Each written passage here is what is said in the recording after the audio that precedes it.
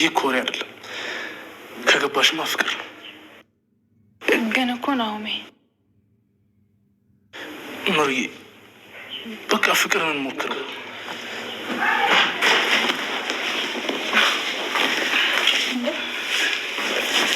ምን ሆናችሁ? ምንድን ነው ያደናግራችሁ? መጣሽ እንዴ? ምን አይነት ጥያቄ ነው? በቃ እናንተ ተጫወቱ። የናሆሜን ፍቅር ከብዙ ጊዜ በኋላ ተቀብላለች ማለት ነው። ሰላም ጤና ይስጥልኝ። እንዴት ናችሁ? ደህና ናችሁ? የቻናሌ ተከታታዮች፣ እኔም አለው ፈጣሪ ይመስገን። እናንተም በያላችሁበት ሰላማችሁ ይብዛልኝ። ለቤቴ አዲስ የሆናችሁ የደውል ምልክቱን በመጫን ቤተሰብ የሆኑ ነባር ቤተሰቦችም ስለምታበረታቱኝ እጅግ በጣም አመሰግናለሁኝ። ጽናት ተወዳጁ ተከታታይ ድራማ ክፍል 48 ላይ እንግዲህ ምሩ የናሆሜን ፍቅር ተቀብላለች ማለት ነው። እና ፍቅርን አትሽሽው፣ እስኪ ፍቅርን እንኑረው በማለት እንግዲህ ልክ ሊስማ ሲል የነኪራ እንግዳ ሁና የመጣችው ስለመጣች ብቻ በርገግ ብለው ሁለታቸውም ተነስተው ሂደዋል። ስለ ጽናትና ስለ ኪራ ባወሩበት ሰዓት ነበር ስለ ራሳቸው ፍቅርም ያወሩት ናሆሚ ማለት ነው። እና ጽናትና ኪራ ከዚህ በኋላ ምንድን ነው የሚገጥማቸው? ምንድን ነው የሚሆነው ያለው ነገር?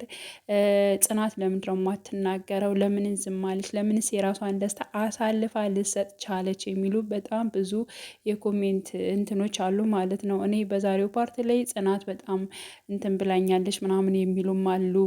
አሳዝኖናል፣ ለምን እንደዚህ ሆነ የሚሉም ብዙ አስተያየት የሚሰጡ አሉ ማለት ነው። ግን ምንም ቢሆን ምንም እንደኔ ሀሳብ ማለት ነው ጽናትና ኪራ አይለያዩም። በመጨረሻም ሁለታቸው ይጋባሉ። ሁለታቸውም የቤተሰብን ደስታም ያሳካሉ ብዬ ነው የማስበው ማለት ነው። እንግዲህ ሀሴትም ወደዚህ ቤት ገብታ ደግሞ ለየት የሚለውና በጣም እንትን ያላችሁ አስታውላችሁታል። ግን የትናንት ነው እንትን ማለት ነው ፓርት ላይ እንግዲህ እሷ እንደውም ትኩረት ያደረገችበት ናሆሜ ላይ ነው ማለት ነው። ናሆሜ ላይ ነው ትኩረት ያደረገችው። እንደውም ኪራን እንደውም አንተ ወንዳ አይደለም እንዴ? ምንድን ነው እንደዚህ እያለች በጣም እንትን ስታጣጥለው ነበረ ማለት ነው። ሲቀጥል እንግዲህ ከእሷ አይኗን ያነሳችው ከናሆሜ ላይ ነው። ናሆሜ ላይ ደግሞ አይኗን ስታነሳ ምሩ ራሱ በጣም ደንግጣ ከፊቷ በደግ ብላ ነው የሄደችው ማለት ነው። እንግዲህ ናሆሜ እንደተመቻትና ጥሩ ልብ እንዳለው እሷ ተረድታለች። ስለሚጫወትም ግልጽም ስለሆነ ይመስለኛል። ብቻ ከሰው ጋር ተግባቢ ነው። ለዛም መሰለኝ እንግዲህ ያው ሀሴትም ብቻ ከልቧ የገባውና ለጊዜው ምኞት ያደረገችው እሱን ይመስለኛል ማለት ነው። እንግዲህ የጽናት አባት ሀሴትን ለኪራ መቶ እንግዲህ አስባችሁታል። ከናሆሜ ጋር ሲዋደዱ ሲፋቀሩ ምን እንደሚፈጠር ማለት ነው። መራዊትም ዝም አትልም። እንዲሁም ደግሞ በነገራችን ላይ ናሆሜ እንደዚህ አይነት እንትን ያለች ሴት ምርጫውም አይመስለኝም ሳስበው፣ እንደው ከሱ ከሚያወራው ካለው ጸባይ አንጻር ማለት ነው። ግን ሀሴት ከኪራ ጋር ሳይሆን ትኩረቷ ከናሆሜ ጋር ሆኗል ማለት ነው። እና ደግሞ ጽናት ደግሞ ማድረግ ያለባትን ነገር ነው ያደረገችው ብዬ የማስበው ማለት ነው። አንደኛ የኪራ አባት ትልቅ ሰው ነው እንግዲህ አስጠንቅቆታል፣ ቃል አስገብቶታል።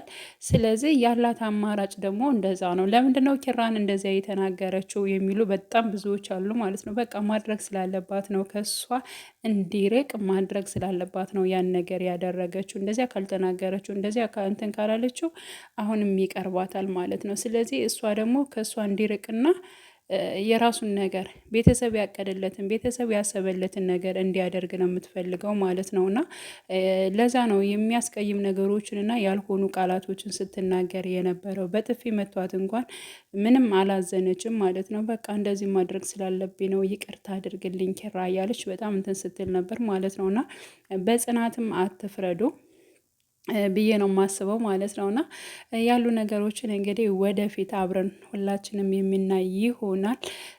ሀሴትን ግን ለጊዜው ምንም አይነት የክፋት ጸባይ የለባትም። ግን ደግሞ ጽናት ደግሞ በቅናት በጣም እንትን እያለች ነው ማለት ነው። ምክንያቱም ሀሴት የምትናገራቸው ቃላቶችም ትንሽ ከበድ ቢሉም ያው የስርዓት እንግዲህ ያደገችበት ስለሆነ ጽናትም ደግሞ እሷ በምትናገርበት ሰዓት በእርግጥ እሷ የመጣችው በምን አይነት ኬዝ ስለሆነ ጽናት ስለምታቅና ስለምትናደድ ነው ስለምታቅ ነው የተናደደችው እንጂ ይህን ያክል የክፋት እንትን ኑሯት አይደለም። እና ካለው አንጻር ነው ሁላችንም በጉጉት እንጠብቃለን።